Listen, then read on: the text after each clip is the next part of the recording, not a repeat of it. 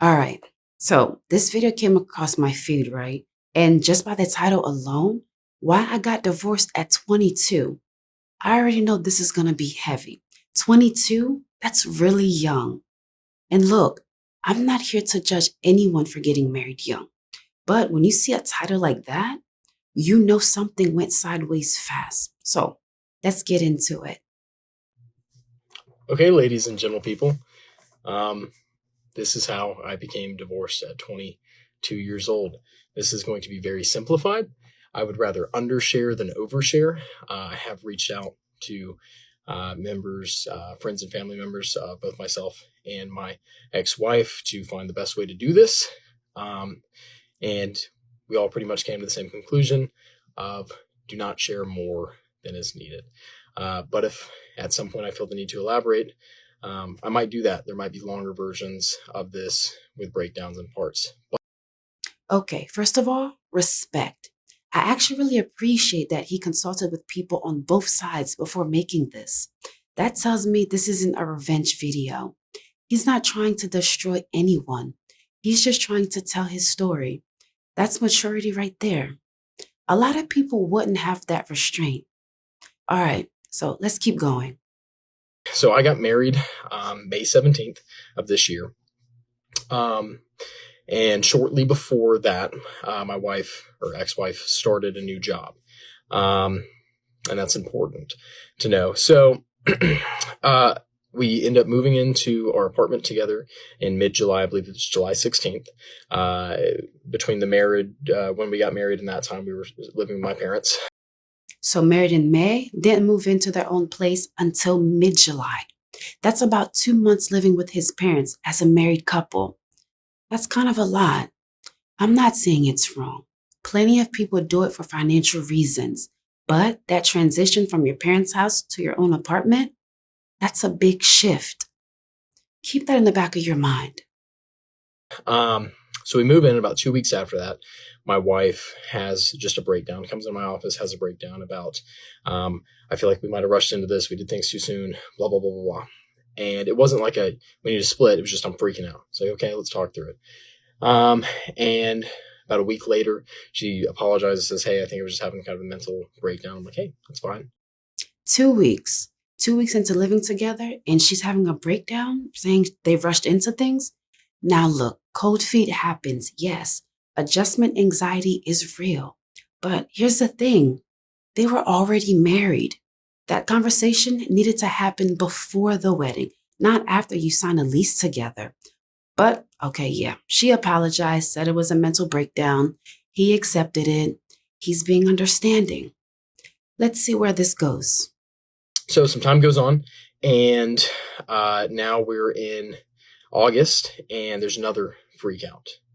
And I feel like we rushed into this, blah, blah, blah. Well, we meet with our premarital counselor. Well, our counselors, I guess, but they did our premarital counseling. We talked through, and they're like, hey, this is super common.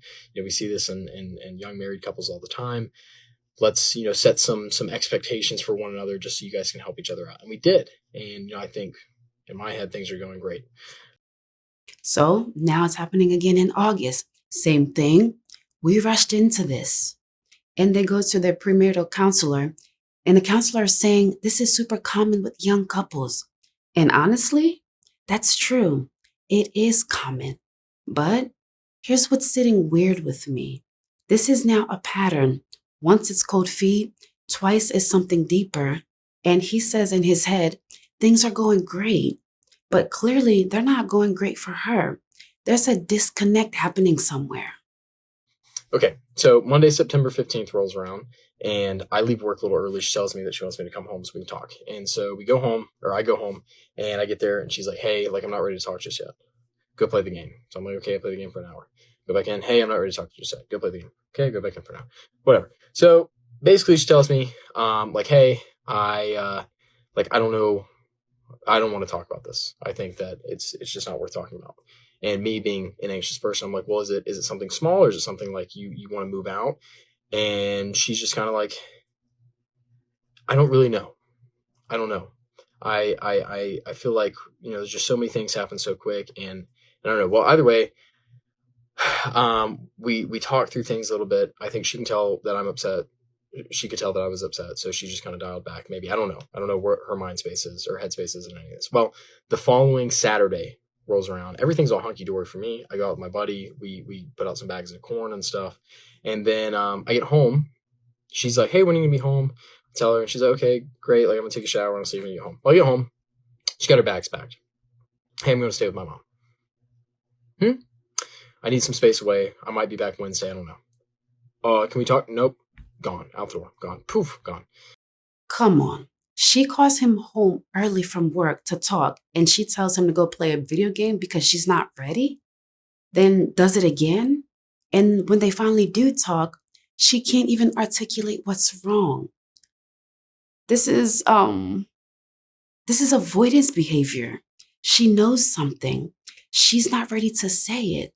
And him being anxious, asking, is it small or do you want to move out? That's his gut talking. Your gut knows before your brain does. Always. She told him she was taking a shower. He comes home, bags are packed, and she's gone. No conversation, no discussion. Just, I need space. Might be back Wednesday. The way he said that, gone, poof, gone, you can hear it. That's the sound of someone whose world just got flipped upside down and they don't even know why. She won't even let him talk. She's out the door. That's not how you treat a spouse. That's not how you treat anyone you care about. No contact that Sunday, that Monday.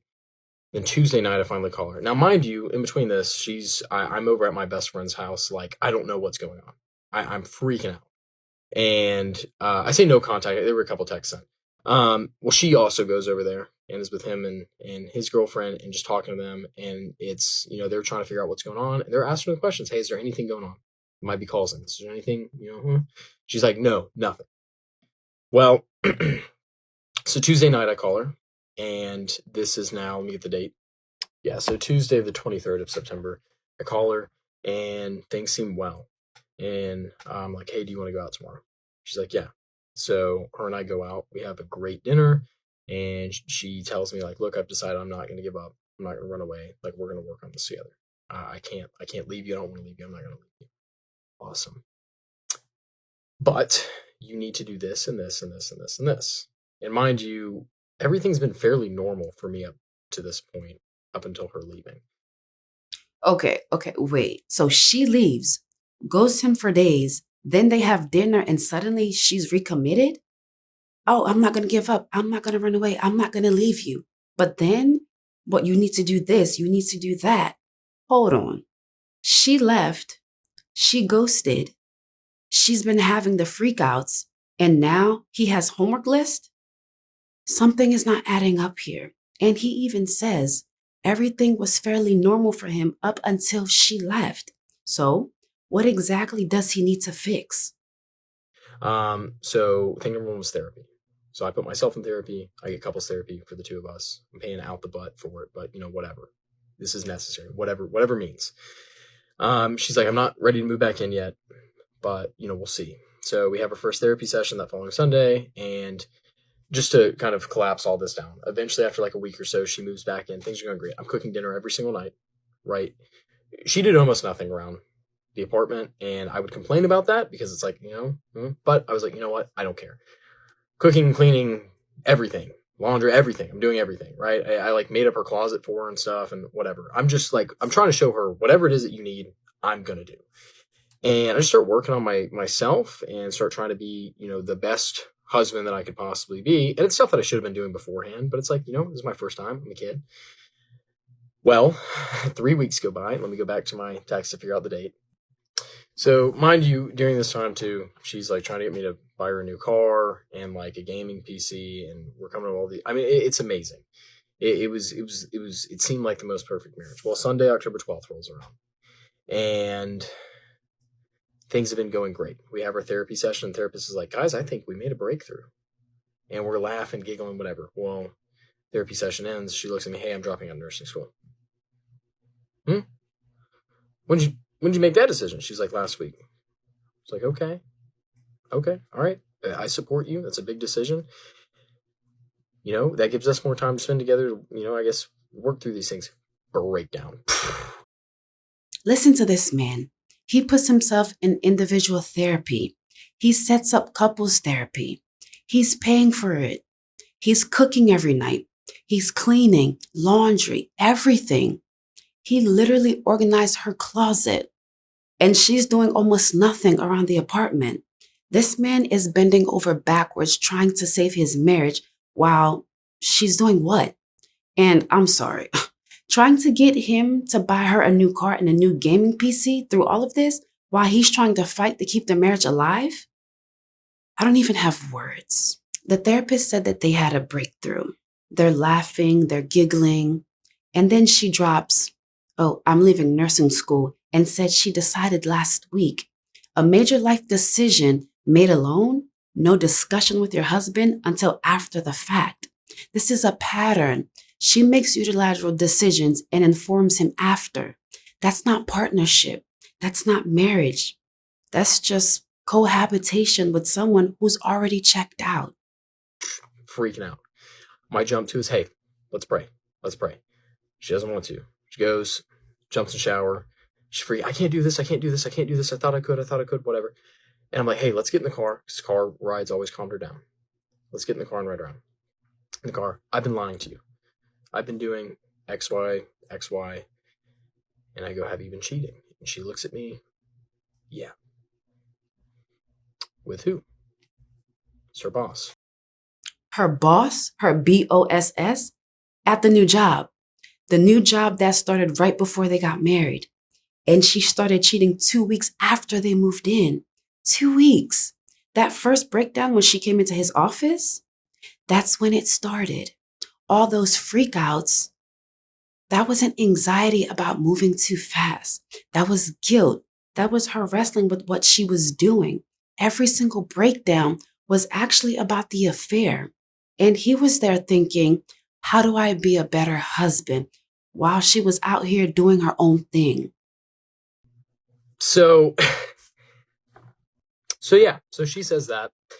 And, I've always been a very emotional person, but in that moment, I couldn't cry. I couldn't get angry. All I could do was drive.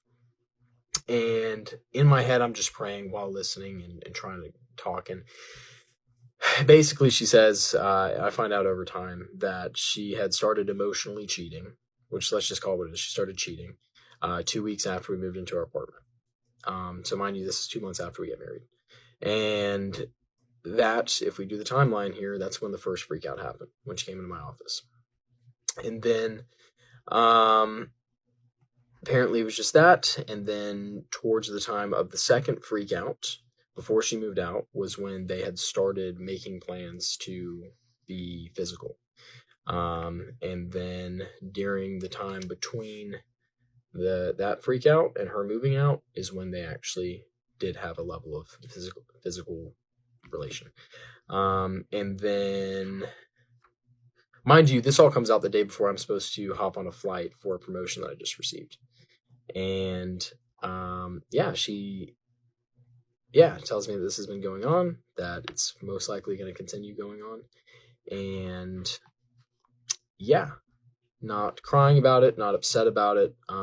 Actually, I'll just tell you guys, laughing at my crying, because eventually I do start crying, of course. She's like, look, let's go back to the apartment, chill out there. And I'm like, okay. We get back to the apartment. She's like, look, I need to call him. Mind you, I'm falling apart. Look, I need to call him. I need to make sure he's okay. I need everyone to hear what just happened. She just confessed to cheating on her husband. He's falling apart. He has a flight in the morning for a promotion. And she says, I need to call him. I need to make sure he's okay. Not her husband who's crying in front of her, the other man. She left for 2 hours at midnight to go check that her partner was okay while her husband couldn't sleep, couldn't function.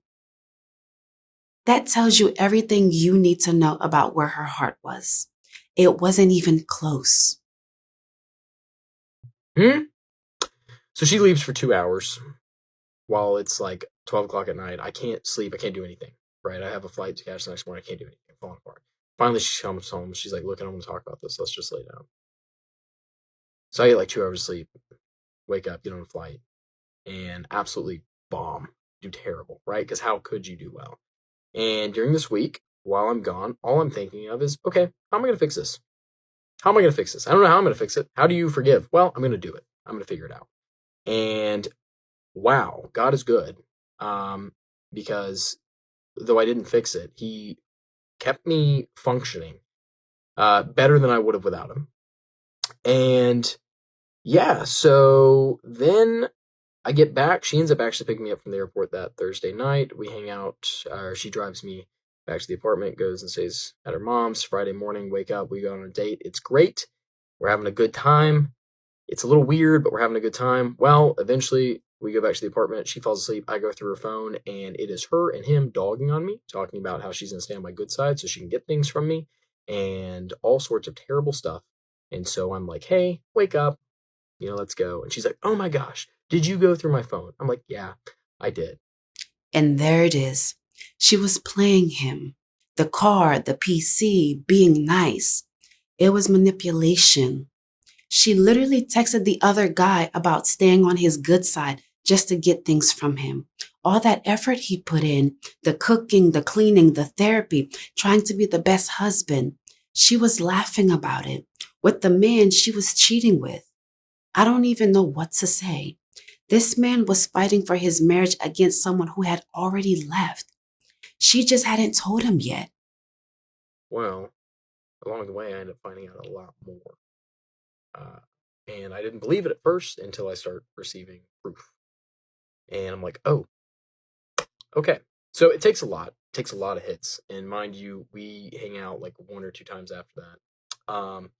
I don't know what happened with him because they broke up. So eventually it finally clicks in my head. I'm like, oh, you got to shut it off, bro. So I did. So I guess it's 2 weeks later, she texts or she calls me. She's like, hey, when are we seeing each other? And I'm like, for what? She's like, I guess just to sign the papers. I said, you don't need me for that. You can get your stuff signed and then have me served or whatever. I'll sign mine. Yeah. There's so much that's not in this. And if there's any accusation of, oh, he's lying, I've got everything. I have everything right here. I undershared a lot because I hope, and the last thing that I said to her, I prayed over her. The last thing that we did is we had a conversation. I said, I am not mad. I do not hate you. I hope you have a wonderful life. I hope you find a man someday that you can love the way that you should. I prayed for her, wished her the best, said I can't be in contact. Never talk to you again. This has to be the end of it. Look, I know he said he wanted to keep this simple and not overshare. And I respect that. But what I see here is a young guy who did everything he was told to do, went to counseling, put himself in therapy, tried to communicate, tried to serve his wife, and none of it mattered because she had already made her choice. 22 years old, married for 5 months, and betrayed by someone who was supposed to be his partner. If you're watching this and you're young and you're thinking about marriage, this isn't me saying don't do it, but make sure you actually know the person. Make sure they're choosing you the way you're choosing them. Because marriage only works when both people are in it. He's going to be okay. You can tell he has faith, he has support, he has self-awareness. But man, what a brutal lesson to learn that young. Anyway, that's all I got. Drop your thoughts in the comments. It's been your girl Rene here. I'll see you guys in my next video.